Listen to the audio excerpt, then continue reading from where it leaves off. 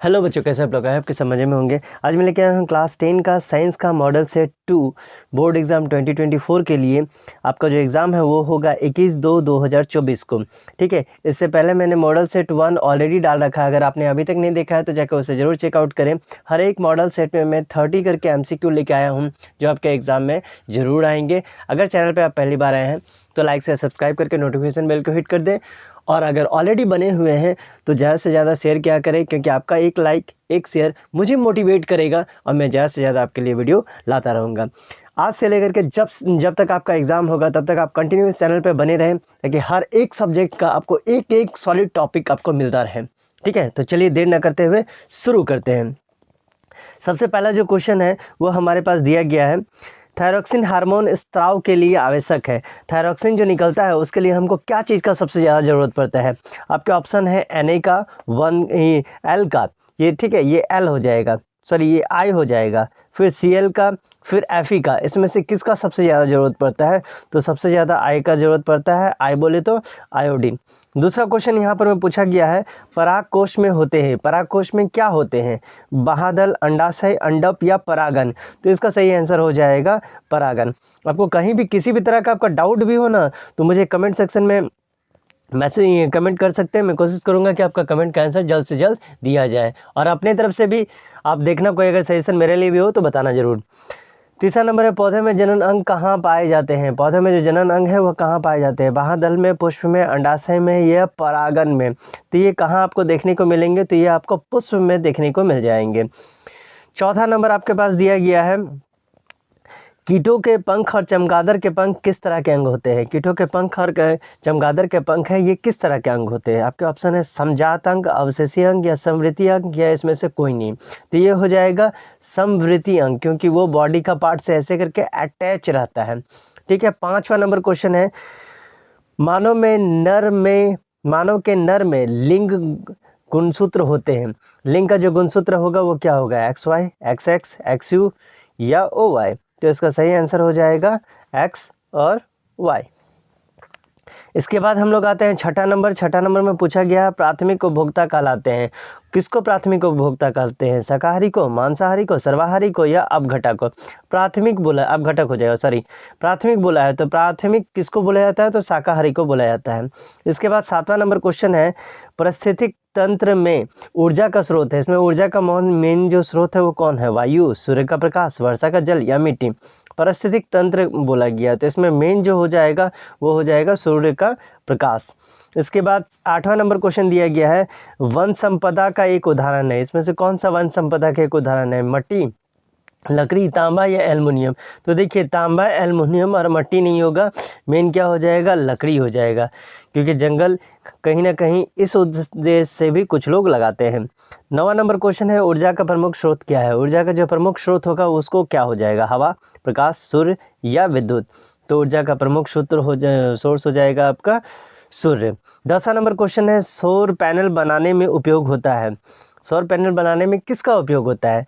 Silicon का, germanium का, चांदी का या एल्युमिनियम का? तो आपका सही आंसर इसमें क्या हो जाएगा? सिल्वर का। ठीक है, चांदी का उपयोग होता है, इसलिए ये जो होता है थोड़ा सा महंगा होता है। 11 नंबर क्वेश्चन है, एल्कीन का सामान्य सूत्र क्या है? मैं एल्कीन बोल रहा हूँ, इससे पहला वाला जो था उसमें क्या था? एल्काइन करके क्वेश्चन आया था, ये एल्कीन है। आपके ऑप्शन है CN, यहाँ भी N ऐसे हो जाएगा, CnH2n+2 या CnH2n या CnH2n-2 या इनमें से कोई नहीं, एल्कीन बोला गया। तो इसका सही आंसर हो जाएगा ये वाला 2 नंबर, CN और H2n। 12 नंबर में दिया गया है, निम्न में से कौन सा सरलतम हाइड्रोकार्बन है जो एकदम सरल रूप में है? आपके ऑप्शन है मीथेन, एथेन, प्रोपेन या ब्यूटेन। इसका सही आंसर हो जाएगा मीथेन। इसके बाद हम लोग आते हैं 13 नंबर में, जिसमें बोला गया है OH प्रक्रियात्मक समूह का क्या नाम है? यह फंक्शनल ग्रुप किसका है? अल्कोहल का, कीटोन का, एल्डिहाइड का या कार्बोक्सिलिक अम्ल का? तो ये क्या हो जाएगा? अल्कोहल का। OH यहाँ पर मैं अल्कोहल को दिखाता है। 14 नंबर क्वेश्चन दिया गया है, आवर्त सारणी के उद्रक स्तंभ को कहते हैं। जो उद्रक स्तंभ रहता है उसको हम लोग क्या कहते हैं? आवर्त, ग्रुप समूह, पीरियड या इसमें से कोई नहीं? तो इसका सही आंसर हो जाएगा ग्रुप। इसके बाद हम लोग आते हैं 15 नंबर क्वेश्चन में। 15 नंबर क्वेश्चन में आपसे पूछा गया है दीर्घ रोम कहाँ पाए जाते हैं। जो दीर्घ रोम होगा वो कहाँ आपको देखने को मिलता है, बड़ी आंत में, छोटी आंत में, आमाशय में या पाचन नली में। तो ये छोटी आंत में आपको देखने को मिलेगा। इसके बाद 16 नंबर क्वेश्चन है श्वसन के दौरान कौन सी गैस निकलती है। जब हम लोग सांस श्वसन होता है तो श्वसन में कौन सा गैस निकलता है, Na2, CO2, O2 या CO। तो इसका सही आंसर हो जाएगा कौन सी गैस निकलती है बोला गया है तो O2, ये O और 2 ऐसे रहेगा। ठीक है, चलिए 17 नंबर क्वेश्चन में आते हैं। लसिका का रंग होता है, लसिका किस रंग का आपको देखने को मिलता है, हरा, हल्का पीला, गाढ़ा पीला या लाल। तो यह लसिका जो होता है ये आपको हल्का पीला कलर में आपको देखने को मिलेगा। इसके बाद आते हैं 18 नंबर क्वेश्चन में। अंतःस्रावी ग्रंथि जो सबसे छोटी क्या है, एड्रेनल है, मेडुला है, थायराइड है या पिट्यूटरी है। तो ये क्या हो जाएगा, पिट्यूटरी ग्रंथि के नाम से भी इसको जाना जाता है। इसके बाद आते हैं 19 नंबर में। 19 नंबर में दिया गया है हाइड्रा में नहीं पाया जाता है। हाइड्रा में क्या नहीं पाया जाता है, मस्तिष्क, तंत्रिका, मुख या स्पर्शक। ठीक है, तो इसका सही आंसर हो जाएगा मस्तिष्क। अभी मैं एक एक करके सारा को पहले एमसी को दे देता हूँ, उसके बाद मैं आपको सब्जेक्टिव जो है वो भी करा दूंगा। 20 नंबर क्वेश्चन है। 20 नंबर में आपके पास पूछा गया है किसकी प्रतिकृति, ठीक है, का बनना जनन के मूल घटना है, मतलब कॉपी करना।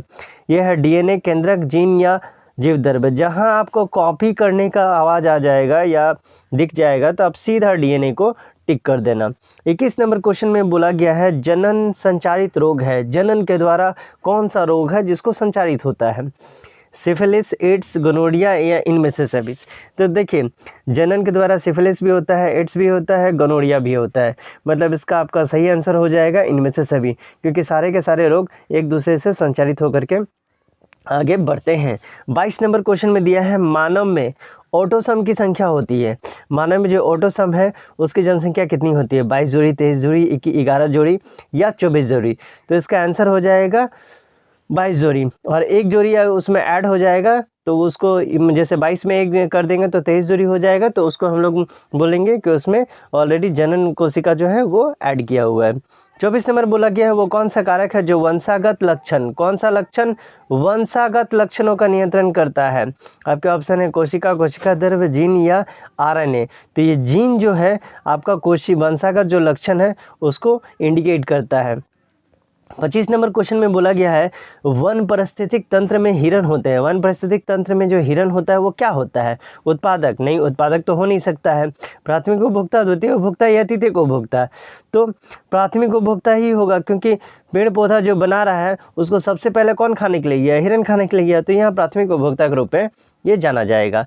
26 नंबर क्वेश्चन है बाघ किस पोषी स्तर का उपभोक्ता है, यानी ये किस लेवल पे आता है। ठीक है, आपका ऑप्शन है प्रथम, द्वितीय, तृतीय या इनमें से कोई नहीं। तो बाघ जो है वो तृतीय पे आएगा। ठीक है, इसके बाद हम लोग आते हैं,